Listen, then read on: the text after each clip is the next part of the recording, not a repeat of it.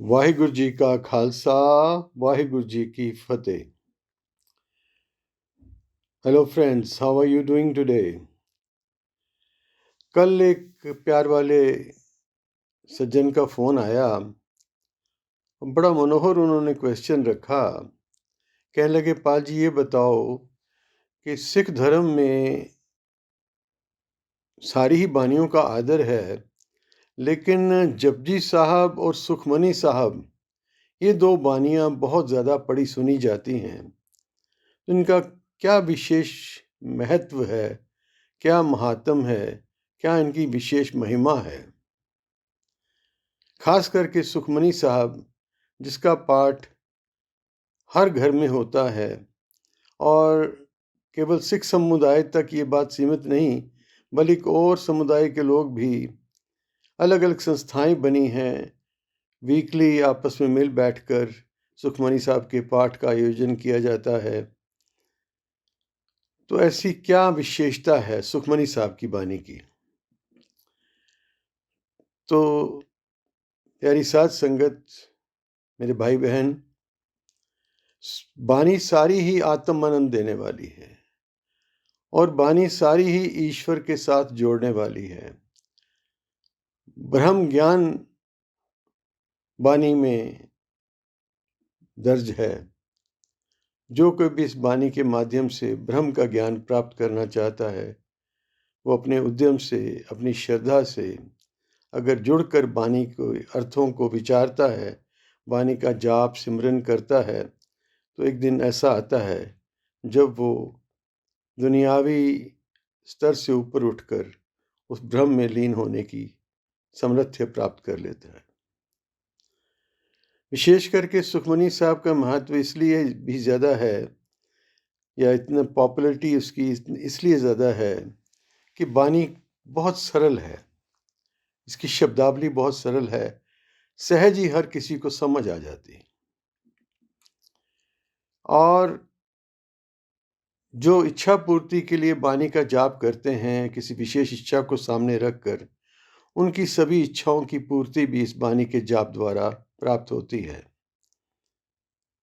ऐसा अनुभवी महापुरुषों का विचार है। बानी की आरंभिक पंक्तियों में ही गुरुदेव ने कह दिया, सिमरूं सिमर सिमर सुख पाऊं, कल कलेस तन माहे मिटाऊं। कहते इसका सिमरन करते करते मन से कलह और कलेश, जो मन को डिस्टर्बेंसेस हैं मन की, वो दूर हो जाती हैं। ये सत्य है। और बानी का जो मूल भाव है, जो रहाव की पंक्ति में दर्ज रहता है, तकरीबन सभी शब्दों में रहाव की पंक्ति आती है, उसमें शब्द का जो विचार का मूल भाव दर्ज होता है। ऐसे ही सुखमनी साहब का जो मूल भाव है, वो पंक्ति है, सुख मनी सुख अमृत प्रभ नाम, भगत जना कै मन विश्राम। भाव कि सुखों की मणि, जो सुखों की मणि प्रभु का नाम है, वो अमृत सुख देने वाला है। अमृत से भाव समझते हैं, ना मिटने वाला सुख। वो सुख नहीं जो आके चला जाता है, मोमेंटरी होता है, नहीं, ये सदीवी सुख की बात हो रही है। सुख मणि, ये ऐसी मणि है, मणि से भाव होता है, बहुत चमक होती है मणि में। चाहे कितना भी अंधेरा हो, चाहे कितनी भी धुंध छाई हो, मणि का प्रकाश छुपाए छुपता नहीं है, दूर से पता लग जाता है। तो ये ऐसा प्रकाशमय, ज्ञानमय मणि है। जहां जहां प्रकाश की बात आती है बानी में और धर्म ग्रंथों में, वहां ज्ञान की बात है, ज्ञान प्रकाश। तो ये ऐसा आत्मज्ञान देने वाली बानी है, जिसके प्रकाश में सदीवी सुख प्राप्त होता है, जिससे ज्ञान में सुविदीवी सुख है। दो तरह का सुख होता है, एक मोमेंटरी, जिसकी हम सारे इच्छा करते हैं, दुनियावी जितनी भी हमारी इच्छाएं हैं, चाहे पुत्र प्राप्ति, चाहे वित्त प्राप्ति, चाहे लोक ऐशना, इसको तीन ऐशना कहा जाता है, पुत्र ऐशना, लोक ऐशना, वित्त ऐशना। तो ये जो है, इसको वाणी में कहीं कहीं 4 पदार्थ के रूप में भी कहा गया है। धर्म, अर्थ, काम, मोक्ष, कि मेरा धर्म निपटा रहे, मेरी कामनाएं पूरी हों, मुझे धन प्राप्ति हो और अंत में मोक्ष प्राप्ति हो।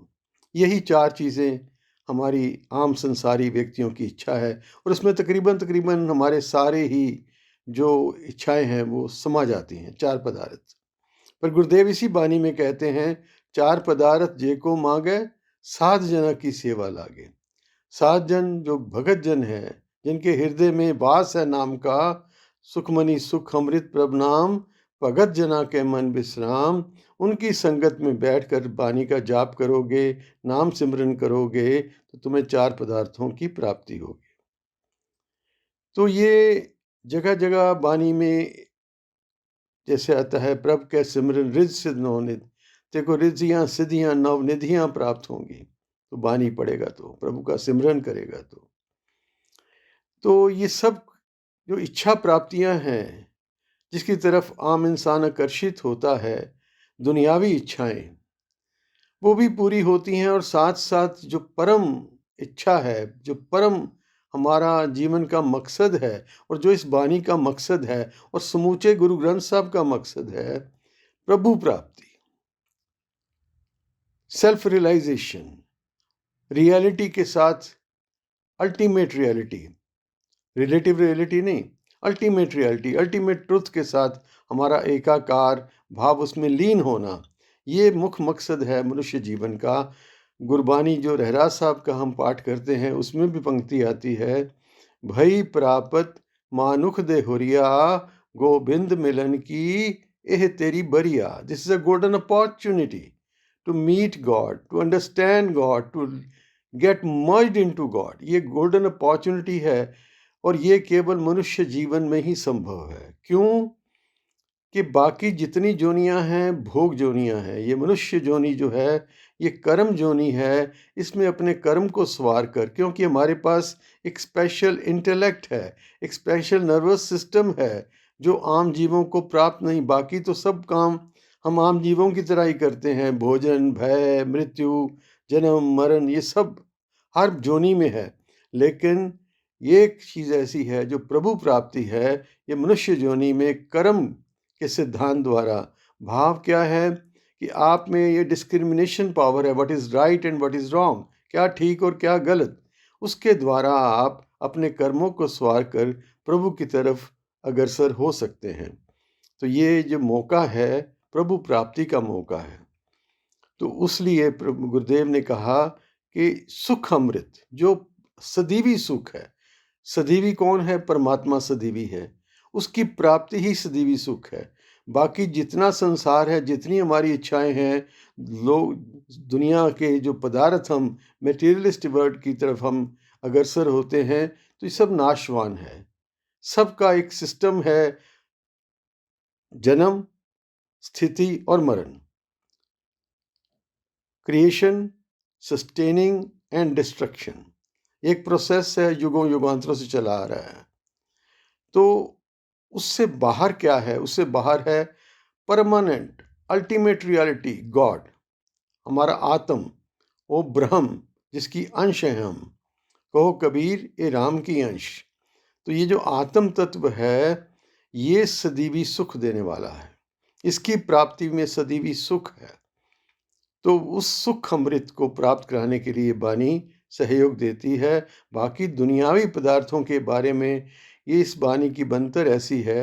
ये 24 गुरु अर्जन देव जी महाराज, 5वें गुरुदेव साहब श्री गुरु अर्जन देव जी महाराज, जिनको शहीदों का सरताज भी कहा जाता है, उन गुरु महाराज की उच्चारित ये बानी है। इसमें 24 अष्टपदियाँ, भाव 8-8 पदे वाली 24 पौड़ियाँ हैं, जो जिसमें हर अष्टपदी में 8 पदे, 8 पौड़ियाँ हैं, 8 स्टैंजाज हैं। और अंतिम जो अष्टपदी है उसके 6ठे स्टैंजा में गुरुदेव इसकी प्राप्ति के जो लक्ष्य हैं, उसके जो लाभ हैं, वो भी जिक्र करते हैं कि जहाँ प्रभु प्राप्ति होती है वहाँ गुरुदेव कहते हैं तेरे को क्षेम, कुशल क्षेम भाव, इसका जो संबंध है कुशल क्षेम से भी है। क्षेम, तेरा योग क्षेम मैं करूँगा। भाव क्या है? जैसे गीता में आया है ना, श्री कृष्ण महाराज कहते हैं, अर्जुन तेरा कुशल क्षेम, तेरा योग क्षेम मैं करूँगा। भाव जो तुझे प्राप्त है वो उसकी रक्षा करूँगा, और जो नहीं प्राप्त उसको प्राप्त कराने में तेरी सहायता करूँगा। तो इसमें वाणी में गुरुदेव कहते हैं क्षेम तेरे को प्राप्त होगा, भाव योग क्षेम तेरे को प्राप्त होगा। जो तुझे प्राप्त है उसकी रक्षा परमात्मा करेगा, और जो नहीं प्राप्त उसकी प्राप्ति में सहयोग करेगा।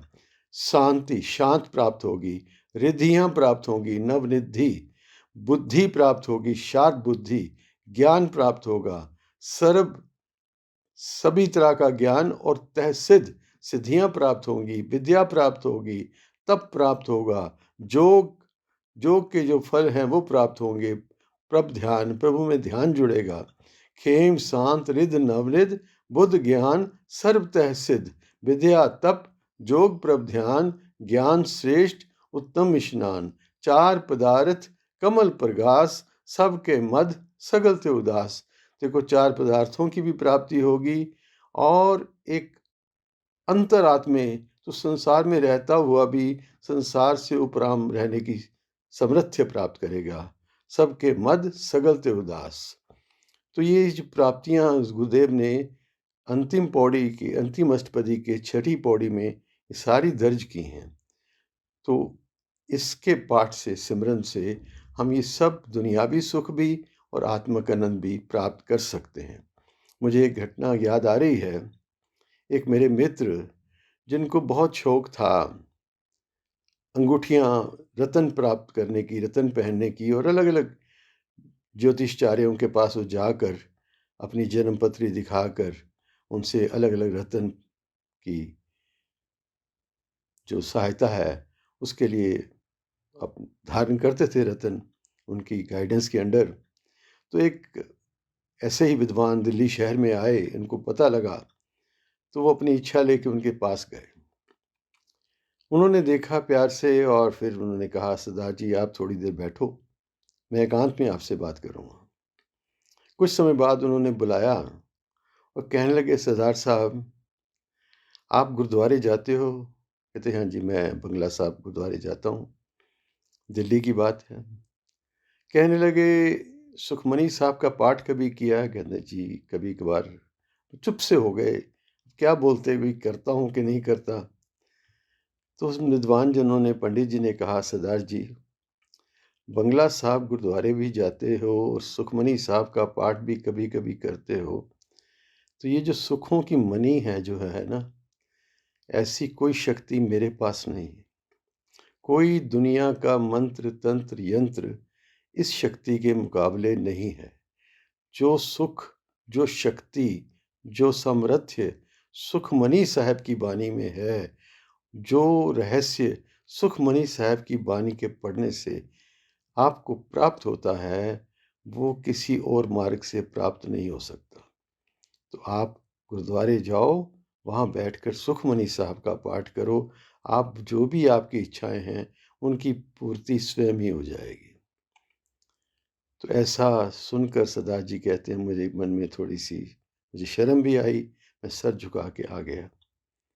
और विशेष करके उन विद्वान जनों ने बंगला साहब गुरुद्वारे का नाम लिया, तो मैं भी आपको बता दूं, बंगला साहब गुरुद्वारा जो दिल्ली में कनॉट प्लेस के एरिया में सुशोभित है, तकरीबन वर्ल्ड फेमस स्थान है।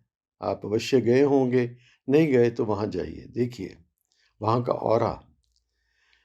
ऐसी प्यार वालों की मानता है कि वहाँ जो भी हम प्रार्थना करते हैं, जो भी इच्छा रखते हैं, वो हमारी पूरी होती है, वो भी क्यों ना।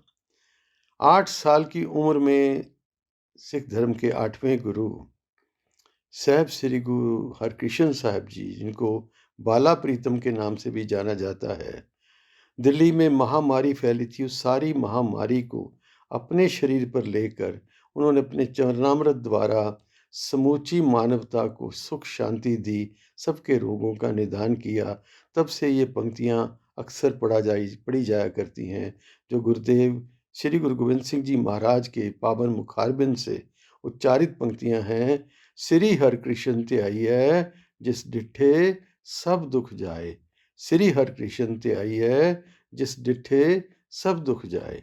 ये पंक्तियाँ हर प्यार वाला पढ़ता है और आनंद प्राप्त करता है।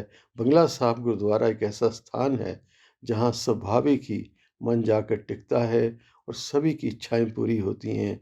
आज केवल सिख संप्रदाय के लोग नहीं, मैं तो समझता हूँ कि 40% 30 से 40% सिख समुदाय के लोग और 50 से 60% और समुदायों के लोग जाकर वहाँ नतमस्तक होते हैं और अपने मन की इच्छाएं प्राप्त करते हैं, मनवांछित फल प्राप्त करते हैं और सच्चा सुख प्रभु प्राप्ति की तरफ अग्रसर होते हैं। आप भी यत्न कीजिएगा और विशेष करके इस बानी सुखमनी साहब का जो 24 अष्टपदियाँ हैं, अगर आपके पास इतना समय नहीं है कि 1.5 घंटा या पौने 2 घंटे आप बैठ कर टिक के पाठ कर सकें या सुन सकें, तो आप इतना कीजिए, 1 अष्टपदी, 2 अष्टपदी से आरंभ कीजिए। 10 से 12 मिनट 1 अष्टपदी में लगते हैं। आप जब शुरू करेंगे तो आपको एक अजब आत्मिक आनंद का अनुभव होगा और आप भी स्वभाव की प्रभु चरणों में जुड़ जाएंगे। आपको अगर उच्चारण नहीं आता है तो टीवी पर, यूट्यूब पर, अपने फ़ोन में सुखमनी साहब का पाठ आप डाउनलोड कर कर सुनिए। पहले सुनने का अभ्यास कीजिए, फिर धीरे धीरे उसके साथ आप भी सिमरन कीजिए, पढ़िए उस बानी को गुटका लेकर साथ साथ। और फिर शुद्ध अक्षरों का जब आपको अभ्यास हो जाएगा, फिर स्वयं पाठ किया कीजिए। 1 अष्टपदी, 2 अष्टपदी से शुरू करेंगे, आपको पता भी नहीं चलेगा कब आपको रस आना शुरू हो जाएगा और आप पूरे का पूरा पाठ करना आरंभ कर देंगे। और ये जो सच्चा सुख है, ये जो सदैवी सुख है, जितने हम सुख संसार के चाहते हैं ना, वो टेम्परेरी हैं। चाहे वो पुत्र की प्राप्ति है, चाहे किसी पदार्थ की प्राप्ति है, उसके पीछे कोई ना कोई दुख भी साथ छुपा है और वो टेम्परेरी मोमेंटरी सुख है। आपकी गाड़ी की इच्छा है, गाड़ी आपने ले ली, 2 दिन बाद उस पे स्क्रैच डल गया, वो जो खुशी थी वो उदासी में बदल गई।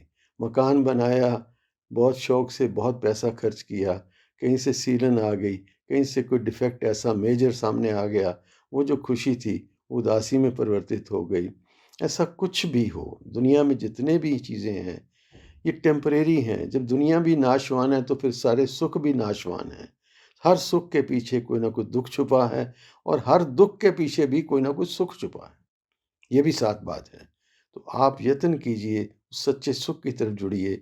दुनियावी पदार्थ तो आपको प्राप्त हो ही जाएँगे, ये तो स्वाभाविक प्राप्ति है। सुखमनी साहब का पाठ आप श्रद्धा से करेंगे, जितने भी आपके मन की दुनियावी इच्छाएँ हैं, वो भी पूर्ण होंगी और प्रभु चरणों में मन जुड़ेगा, ऐसी मेरा विश्वास है।